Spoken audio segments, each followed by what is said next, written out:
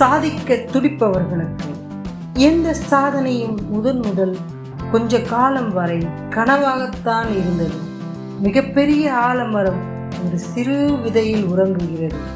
வானில் பறக்கும் வல்லூர் ஒரு சிறு முட்டைக்குள் காத்திருக்கிறது.